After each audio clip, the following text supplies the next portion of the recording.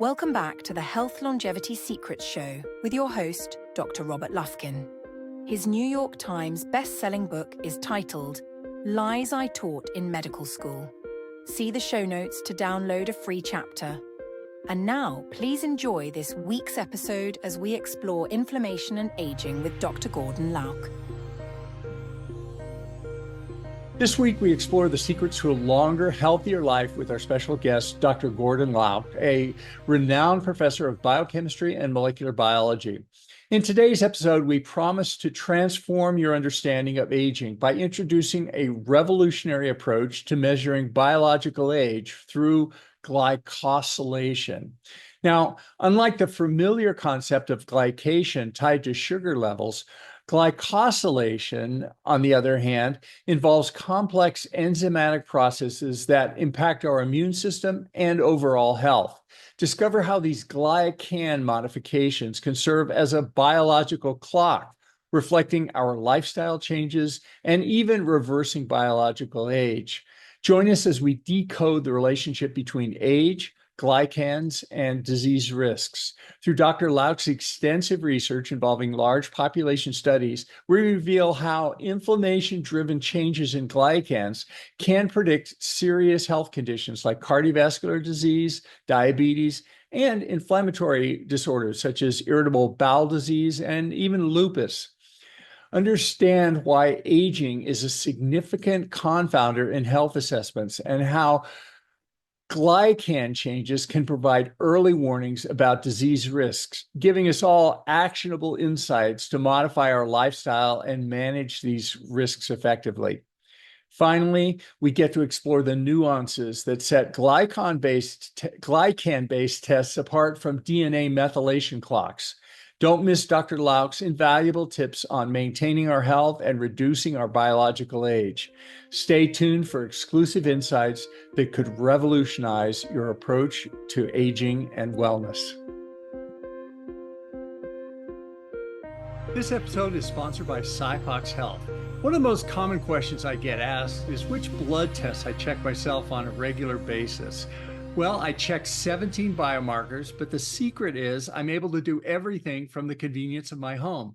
I collect a sample with just a simple finger stick like this. You don't need to be a doctor to do it. Then I just mail it in and wait for the results. Cyfox Health makes it possible. Use the link below to get 15% off. This episode is brought to you by L-Nutra, maker of the Prolong fasting mimicking diet. If you'd like to try it, use the link in the show notes for 20% off. And now, please enjoy this week's episode. Hey, Gordon, welcome. Thank you for inviting me. Pleasure to be here. It's so good to have you on the program, and I'm so excited today to talk about an alternative biological age measuring system based on inflammatory markers, specifically glycosylation. So many of our people in our audience have heard of glycation with respect to, hemoglobin A1C and the damage that blood glucose can do at high levels with this glycation, age-related glycation end products. But maybe tell us what exactly is glycosylation and how is that different from glycation? So glycosylation is something completely different from glycation. Actually, the only similarity is the name and the fact there is a glycosyl link between sugar and a protein. So glycosylation is a very sophisticated enzymatic process in which proteins are being modified with the complex oligosaccharides called glycans. So the best analogy I usually make is that if you imagine a bird without the single feather, so just a bird without feathers, that's a polypeptide, that's a protein. And then you add feathers to the bird, which makes it completely different. It enables birds to fly. It enables birds to have different colors and so on. In proteins, this is a glycosylation. So glycosylation is a process which practically enabled us to become multicellular. So without glycosylation, we would still be a single cell organisms. Glycosylation enabled to create millions of different structures based on only 22,000 genes which you have. Because remember, we have only 4 times more genes than the E. coli, and we are way more complicated. And one of the ways how we achieve this is that part of the protein structure are glycans, and they're not encoded in a single gene, because normally there is a gene which codes for a protein, and you cannot change this protein without mutation, so it takes thousands of years to change a protein. Glycans are encoded in a network information over hundreds or even maybe thousands of genes, which work together to create a glycan structure, which makes the protein different. And the key thing is, this is something you can change. You can change it your lifetime. It's changing with age. It's changing with lifestyle decisions. And the protein we focus on are immunoglobulins, in particular immunoglobulin G. So these are the antibodies. So the main weapons of our immune system, which recognize all the invaders and then takes care of them. But antibodies, the protein part is binding to the antigen, and they don't know what will antigen be. And antigen can be a virus, it can be a bacteria, or it can be a food which we eat. And the response of our immune system to the viruses, bacteria, and food should be very different. And this is what glycans do. So glycans attached to immunoglobulins decide which kind of effector functions, so which kind of action will the immune system do when it binds to antigen. So if it binds a viral antigen on some kind of cell, this means cell is infected with the virus, this cell should be killed. Then the NK cells come and kill the infected cell. But if it recognizes some kind of a structure which originates from our food, and often these get incorporated in our cells, then the immune system has to learn not to kill that cell. Because if it kills that cell, then we have autoimmune disease. So you put different glycans on antibodies to tolerate the antigen. And this is very simplified, of course. It's a very complex part of the immunology. But in principle, what we know, that this is changing with age. As we are younger, actually, when we are kids, we are also very highly pro-inflammatory. But when in our early adulthood, so from 18, 20 years on, we are really coping well with inflammation. We don't have many young, healthy kids, non-obese, which are highly pro-inflammatory. As we are getting older, we have more and more problems with so-called low-grade systemic inflammation or chronic systemic inflammation, which is underlying most of the complex diseases we have. And by large, this is regulated by glycosylation. So glycans change from structures which suppress inflammation into structures which promote inflammation. This is how we quantify this kind of aging based on inflammation. Well, that's fascinating. It sounds like some of our other speakers have talked about other biological clocks that our audience may be familiar with, like DNA epigenetic methylation clocks, which control the epigenome, and the genes don't change, of course, for the most part on the short term, but our epigenome we can program through our lifestyle choices and our environment and our lives. And it almost sounds like what you're describing is the proteins, which don't really change or evolve on the short time scale, but by controlling the glycosylation, which is affected by our lifestyle and our choices like that, we're seeing a similar type of thing. So that in the case that you're looking at related to inflammation, we're seeing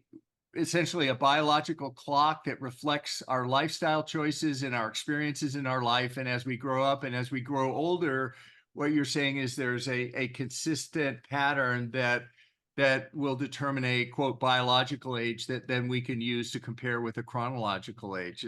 Did I get that right? That's more or less correct. Important thing here is this clock can even go into reverse.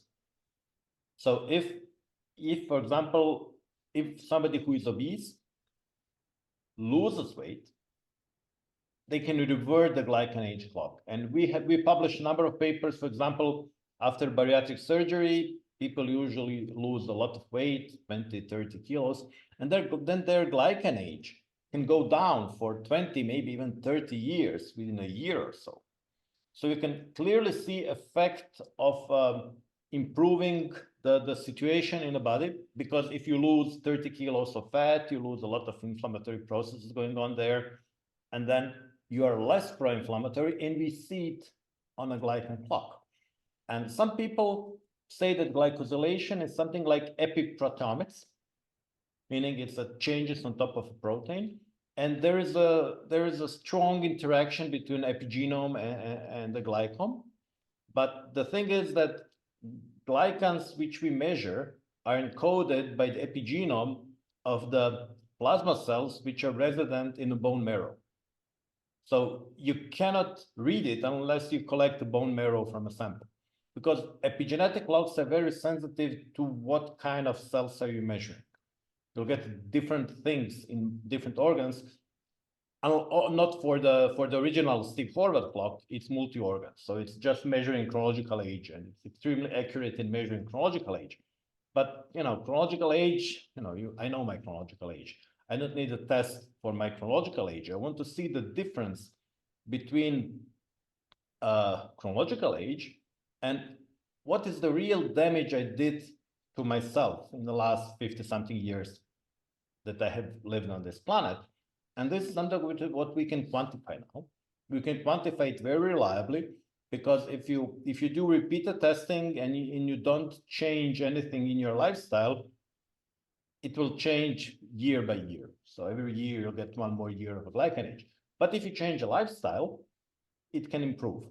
But the thing is, we think that we know what is healthy, but actually we know what is healthy for an average person, because all the research is based, you do thousands of people, you take an average and say this is good, this is bad. And on an individual level, these things vary, especially if we talk about food, and if we talk about physical activity, if we talk about sleep. For example, if I sleep less than 7 hours, I don't function normally. I have friends who sleep 4 to 5 hours a day for decades, and they feel fine. Some people cannot cope with carbohydrates in the morning. Some people cannot cope with the carbohydrates in the evening. So our hormones, our microbiome, all these things make us different. And for example, my glycanage is horrible. I won't even say how bad it is. So when I learned that, my first response was, okay, let's sweat it out. So I was hiking 4 or 5 hours a day in the mountains. I lost something like 10, 12 kilos. I was fit, but my feet were hurting all the time. My muscles were cramping because I was over-exercising. And my glycanage did not improve much. It improved a little bit, just maybe 1 year for all that effort. And this was a long time ago. This was nearly 10 years ago when I started doing that. And in the meantime, we did a lot of studies. We have thousands of people exercising. And we learned that majority of the middle-aged people, when they start to exercise, they overdo it. They exercise too much, and actually they make themselves even more pro-inflammatory. And there are only some trainers which can really optimize well physical activity and relaxation, which you need. You need relaxation between physical activities to have positive impact. Also for the food, we have a very interesting study. We had 1,000 people on a low-calorie diet for 2 months, 800 calories, 2 months. So most of them lost over 10% of the body mass.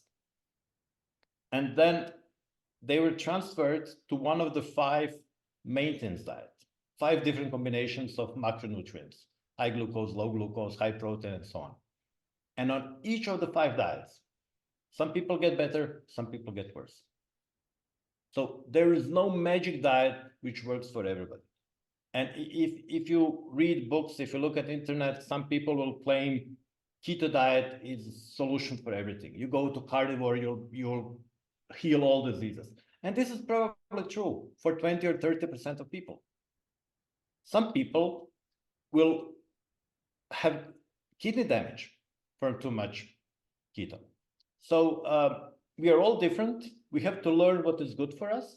And one thing which a Glycanage can do, it can show you in a few months whether what you are doing is good or not. And since the Glycanage is available in over 1,000 clinics globally already, we have learned, for example, that often people overdo it. You eat keto, you take supplements, you go for ozone therapy and some kind of intermittent fasting, and some metabolisms cannot cope with that. And you solve the problem just by taking something out. You know, don't try it that hard. Maybe you should sleep an hour longer, a few days a week instead of going to the gym. So it really gives a physician a tool to personalize intervention. Because as a physician, when you have a patient, you can just give them some kind of standard advice at the moment, because you don't know the metabolism of the guy, you don't know the genome of that person. But in a few months, you say, okay, this does not work, let's try something else. And classical medicine has this as a kind of a routine approach. You're giving a drug. If drug doesn't work, you give another drug. If it doesn't work, you give a third drug, and so on. In a preventive healthcare, people don't do that. So if you send your patient in the gym and he doesn't get better, you will only tell him, go more in the gym. You will not tell him, try something else. So I think this is where this whole set of new biological tests, biological age tests could help, is to personalize every intervention. Yeah, that is so important, that aspect of personalization. That's really the key to all these lifestyle innovations. Just as you say that, you know, what works for one person may not work for the other. So we all have to filter the advice through our own needs. And I want to come back to that. But before we do, let me go back and you've chosen inflammatory markers for the Glycanage analysis. And I can think of a lot of reasons why you did that, or why did you choose inflammatory markers versus other types of markers? Well, what was your thinking there? So I'm a glycoscientist. I analyze protein glycosylation, and we do it in a large cohorts. We analyze over 200,000 people. And our intention was not to develop the biological age clock. Our intention was to develop biomarkers for different diseases. But what we learned when we started doing that is that age is such a strong confounder that the older healthy person will be similar to much younger person with the disease. So we didn't plan to develop this type of test. We just stumbled onto it by looking at the large cohorts, population cohorts, people aging, people with the disease, and then we realized that actually, incidentally, you know, the original Steve Horvath epigenetic clock and the glycan clock were published in the very same day. It was the December 10th, 2013. And at that time, we were not aware of the Steve Horvath clock yet. And then we even suggested that the glycans can be used in forensics to identify the age of a blood sample found on a crime scene, because my lab also has a forensic lab. But then, of course, epigenetic clock is way more accurate in predicting the chronological age. But then we learned that the glycan age clock is much better in predicting effects of lifestyle on biological age. So this is how we came to that. And then only later, we realized that this is underlying inflammation, which is driving the change in glycan. So we did not look into inflammatory markers. We did not look into aging. we were looking at glycans and trying to understand what happens with glycans in a disease. And then we learned this is effect of aging, this effect of inflammation, this is disease.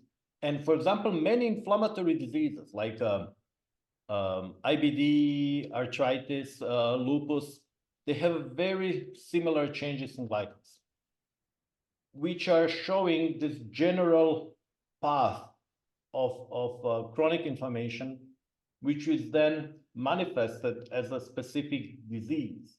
And, as you know, as a physician, disease names are based on symptoms and a location. And they were determined 50, 100 years ago. So they don't include pathophysiological mechanism.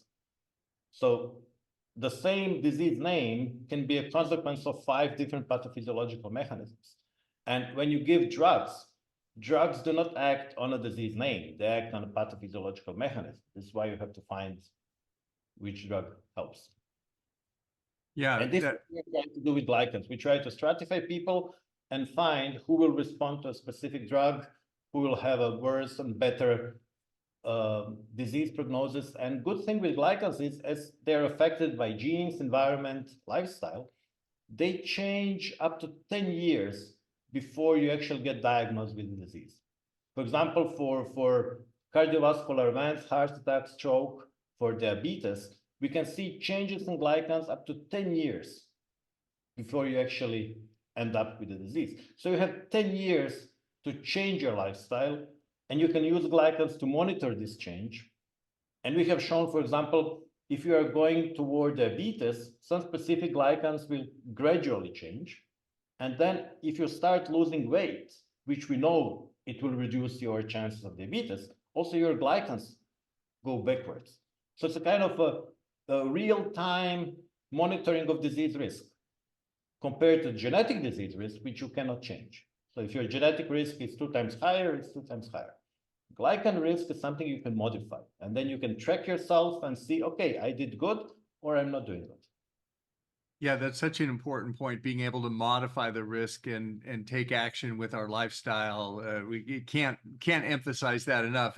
And also the point about inflammation being at the root of many diseases. I mean, I used to think of, if you look at the main diseases that determine our longevity, it's a short list. Most of us will die of cardiovascular disease, cancer, Alzheimer's disease, and, 1 or 2 others. But I used to think of those as very separate diseases, and including diabetes and other things. And now, of course, we understand that they all have an underlying metabolic inflammatory component, which is very, very strong. And as you say, Alzheimer's is like type 3 diabetes in some patients. So there's a strong glucose metabolism association.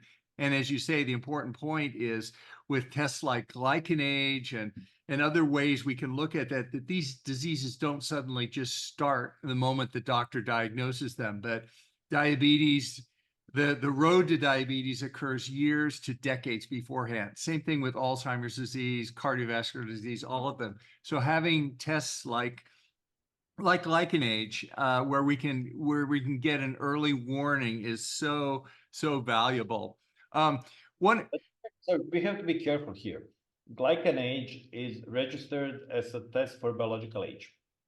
It doesn't come with any kind of medical claims. We can only say, these structures which are driving your glycanage have been associated with these specific diseases in research studies. This is what Glycanage can say. You as a physician to your patient can make a more exact recommendation and say, okay, this is indicative of this. But that's your, you as a physician, you can do it.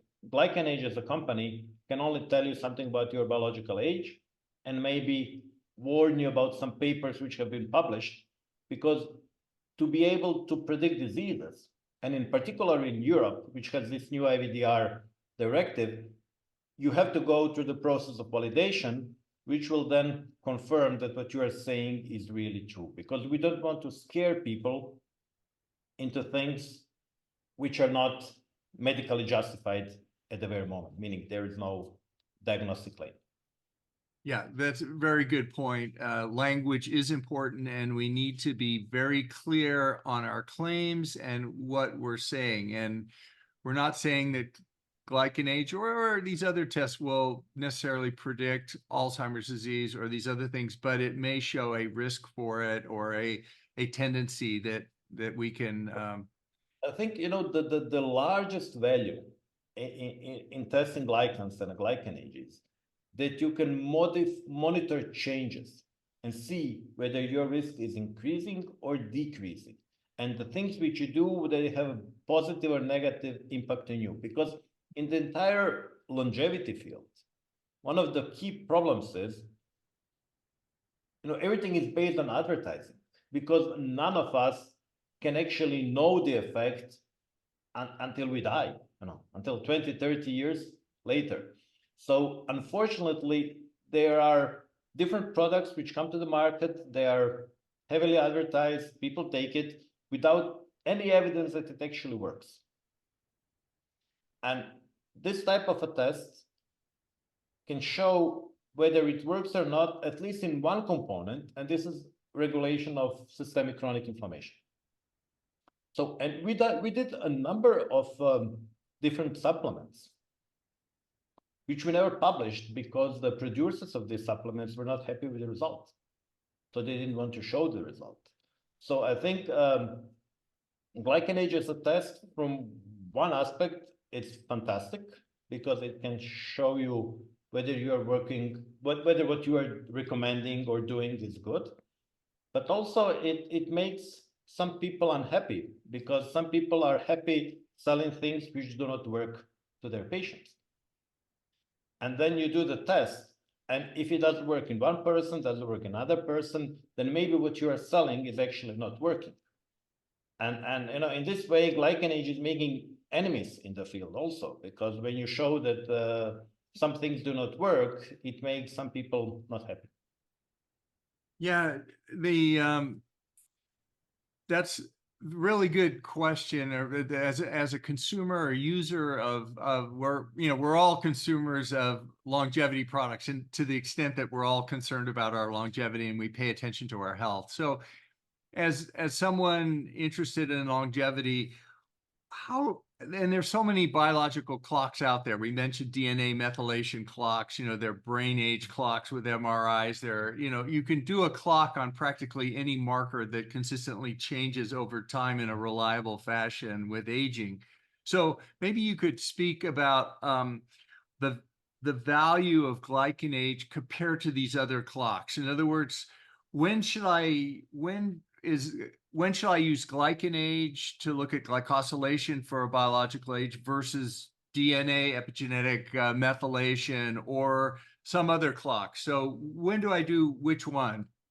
So for the end consumer, it's very hard to decide because they don't understand science, they don't know how to evaluate different clocks, so it comes down to marketing.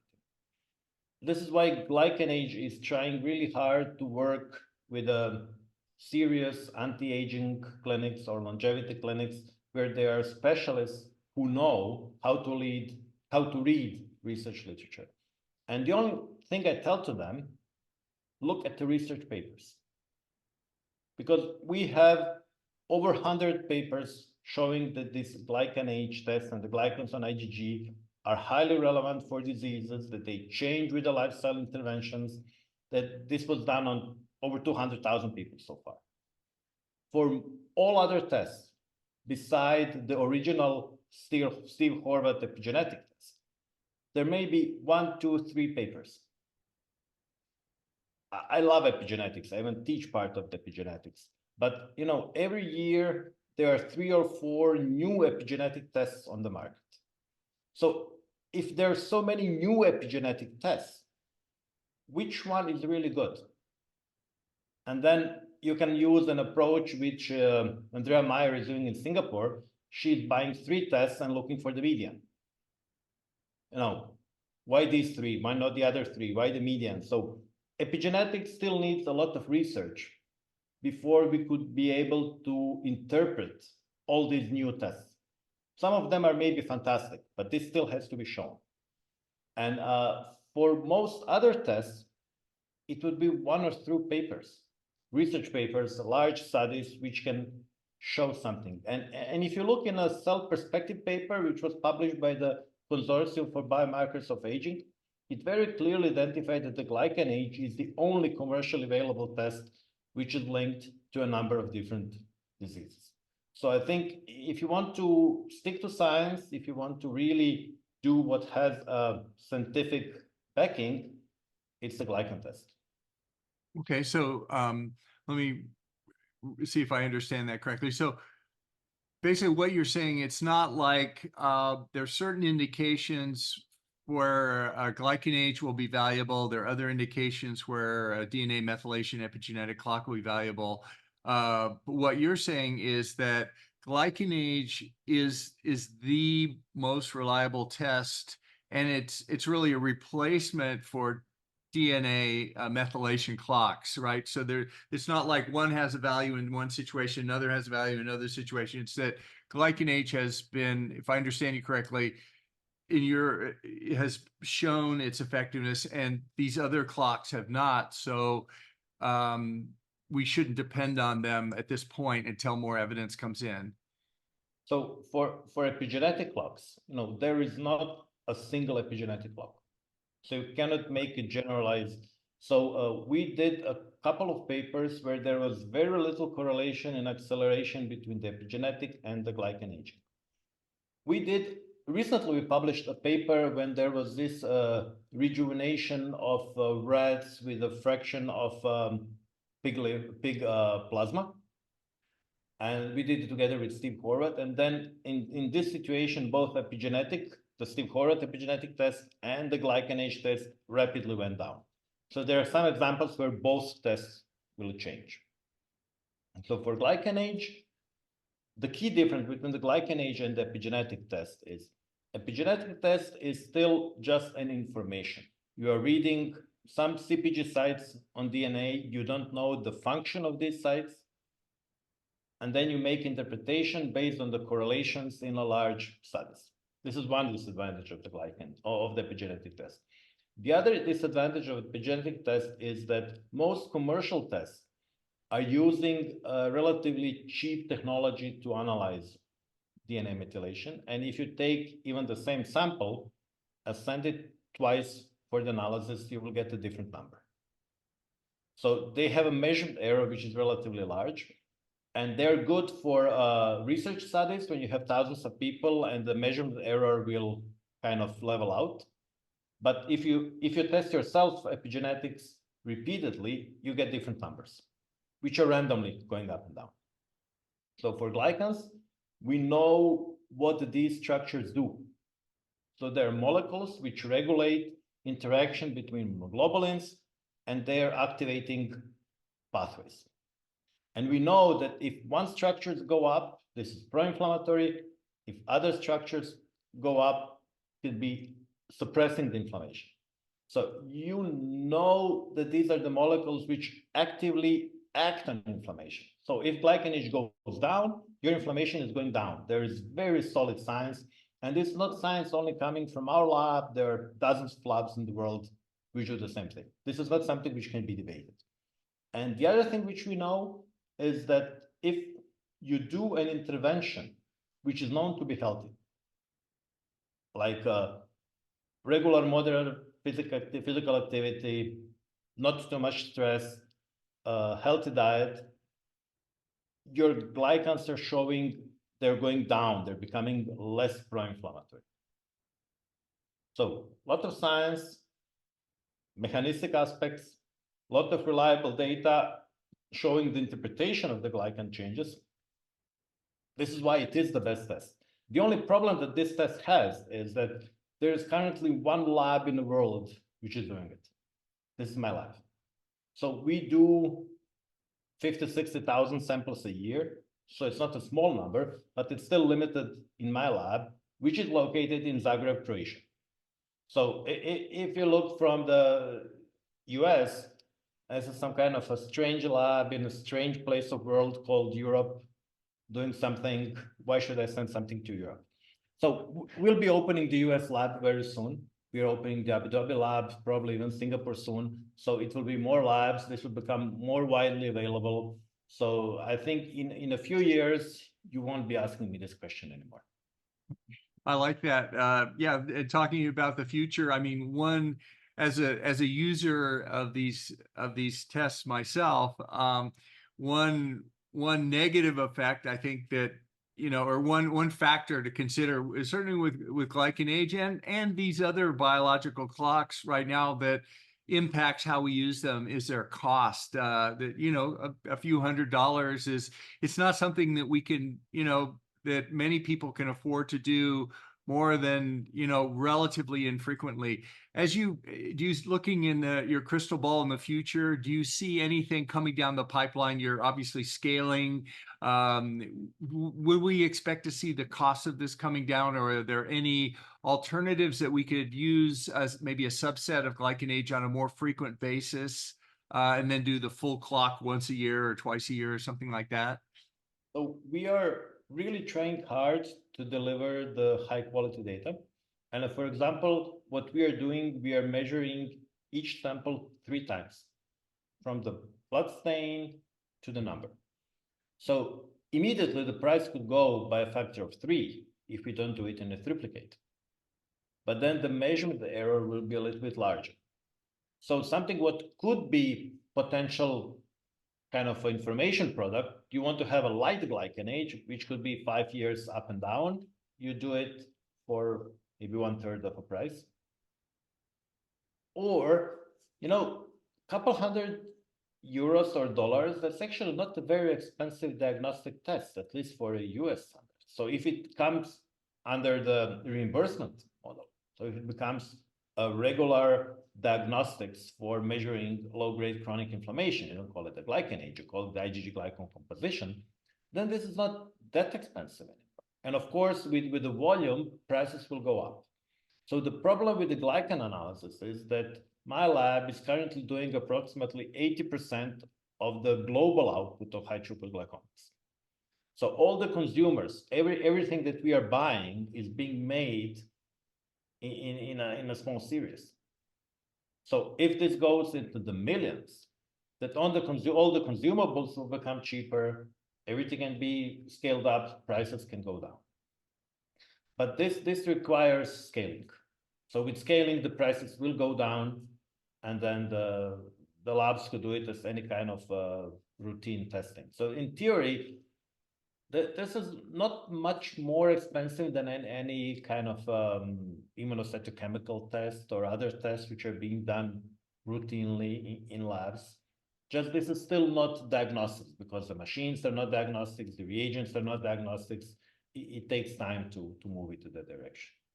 And just to be clear, I think in the United States, this is Glycanage type clocks or other biological clocks. To my knowledge, the DNA epigenetic clocks are not reimbursed typically by insurance. Is that correct? So this is not reimbursed because insurance is reimbursing the disease diagnosis and disease management. Age is not a disease. So if age becomes classified as a disease, then it could be in this way. But the same type of test, IgG glycan composition, which is used to calculate the glycanage, can become a diagnostic test. And we are actually launching a similar test in Europe, probably by middle of this year, which will be a diagnostic test for IgG glycan composition, but still to become reimbursed by any kind of a national or private insurance company, it requires very complicated decisions. Yeah, it's definitely an involved process. Well, I want to be respectful of your time, Gordon. Maybe you mentioned that with all your experience and looking at these lifestyle things and this amazing clock that you have, would you share maybe 1 to 4 quick tips on our audience before you leave? So I can share general tips, meaning regular, moderate physical activity, healthy diet, not too many carbohydrates, good sleep, not too much stress. But, we can't afford all of that in most of our lives. So what Glycanage can help is pinpoint to think which is the most important for you. And then maybe if you sleep an hour longer, maybe you can go to gym once a week and not 3 times a week. Or somebody else maybe can sleep a little bit shorter and go to gym 3 times a week, but avoid fruits or something like that. For example, what I learned, that I thought the fruits are healthy. Fruits are poison. You know, so much sugar. Okay, depends on the quantity. People need to eat fruit, but I used to enjoy too much fruit. And then when I saw what fruit is doing to me, now I'm actually cutting down fruit. Because, you know, my mom taught me, you know, fruit is good, you should eat fruit. Maybe some berries, blueberries are fine. But, you know, oranges and such a things, it's a sugar bomb. Yeah, that was certainly an awakening for me too, that certain fruits have tremendous amount of sugar, and some of the fruits are relatively low sugar and can be good. But yeah, that's a great point. Well, I want to respect your time here, Gordon. Thanks so much for taking the time with us today. Maybe you could share how people can get in touch with you, your website and social media contacts, if you don't mind. We'll put it in the show notes as well, but if you could just tell people who are listening only, they could hear that. So it's glycanage.com, and also all other platforms like the Instagram or LinkedIn or Twitter. It's Glycanage. Very easy. Glycanage, one word. That's easy. I like it. Well, thank you again, Gordon, for spending time with us and telling us about the fascinating work you're doing. Thank you for the invitation. It was a pleasure to chat. If you are enjoying this program, please hit that subscribe button, or even better, leave a review. Your support makes it possible for us to create the quality programming that we're continually striving for. Can I start? Is it recording? It's already recording. Oh, sorry. This is for general information and educational purposes only, and it's not intended to constitute or substitute for medical advice or counseling, the practice of medicine, or the provision of healthcare, diagnosis, or treatment, or the creation of a physician-patient or clinical relationship. The use of this information is at their own user's risk.